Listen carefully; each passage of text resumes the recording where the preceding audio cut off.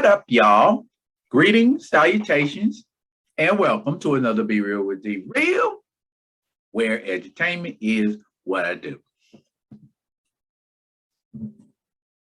I'm having sparkling water right now, sparkling water with caffeine, and so might have me a little, little bit. So, it's Wednesday, Recast T'Challa, and I was thinking to myself, how can I kick them in the forehead today with some Recast T'Challa stuff?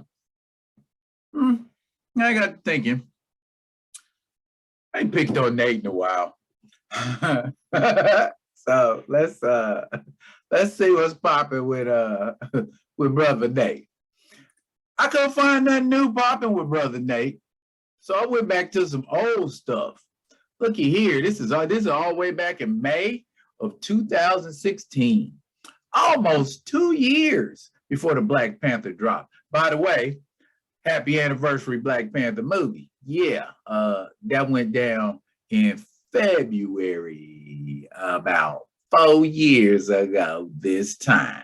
Now, the article, some of the stuff in there, I mean, it's standard, but the title of that,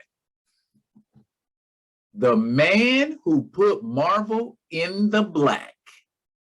He is also one of the men who took them out of the black. But we ain't gonna get into that.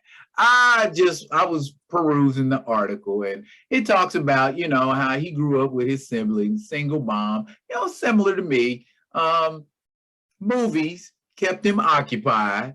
He went to the comic book store, and him and his brother Ray would raid the 25. Matter of fact, I'll just read it. He talks about watching a bunch of movies. He watched Alien, he watched Pet Sematary, Goonies, Breakfast Club, Ferris Bueller's Day Off.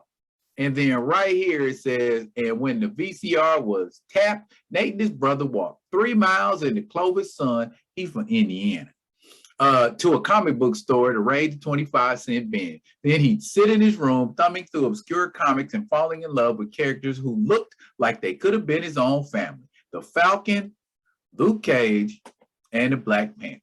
The two worlds never quite seemed to meet in a larger way when Moore was a kid. The specific comic characters he obsessed over were never on the big screen.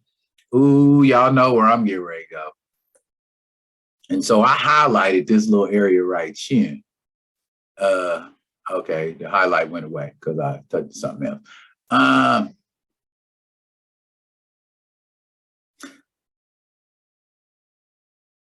Where's Chad? Peace, Chad. Peace, Chad.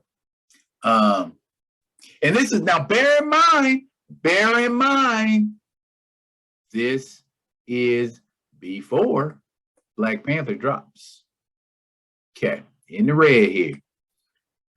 The reception of Chadwick Boseman's Black Panther has been inspiring. The character, which debuted in 1966 issue of Fantastic Four, was introduced in Captain America: Civil War, and his presence is cinematic jolt. Viewers at a Washington, D.C.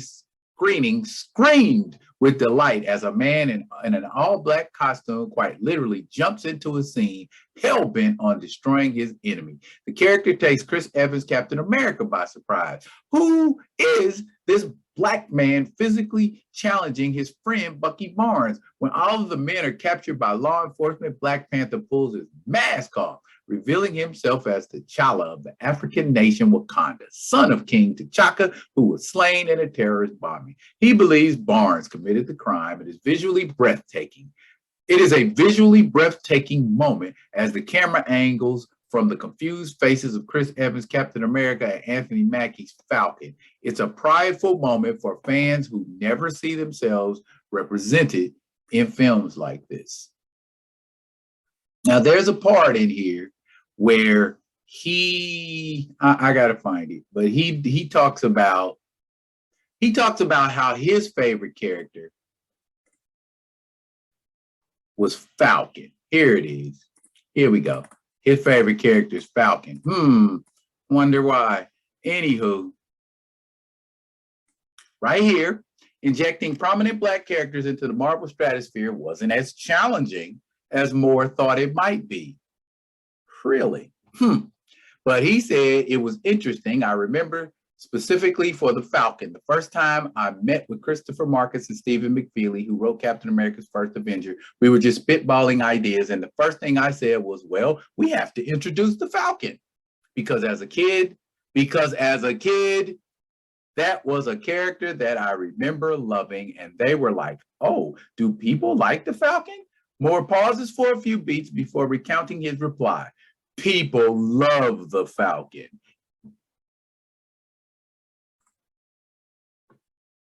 Time out. Luke Cage, Falcon, Black Panther. Black Panther, Luke Cage, Falcon. Never Falcon, Luke Cage, Black Panther. Luke Cage and Black Panther are much more popular superheroes and much more well-liked superheroes, I would argue, than the Falcon. Falcon might have came into his own with this Captain America stuff and leading a team of Avengers and that sort of thing. But let's be honest. Though a black character, he was, if we'll put it like this, if characters like the Black Panther and Luke Cage are considered second tier, what does that make the Falcon? We calling him partner. We calling him teammate.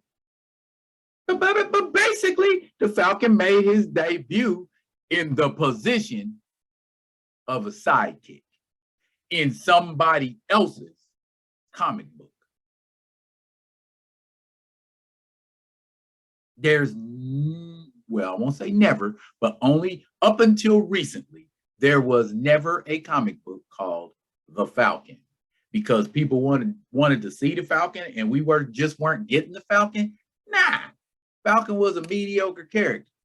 Still is kind of a mediocre character. You made him important by making him Captain America. All right, cool. But compared to T'Challa, you telling me it is more important in this day and age for us to see the Falcon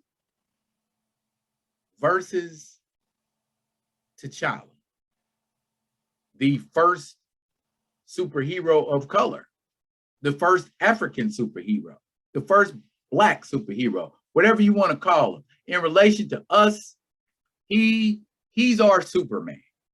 He's our Captain America. Ain't no arguing that. But it's more important that we see the Falcon, Nate's childhood favorite. That brings a lot of things into focus for me.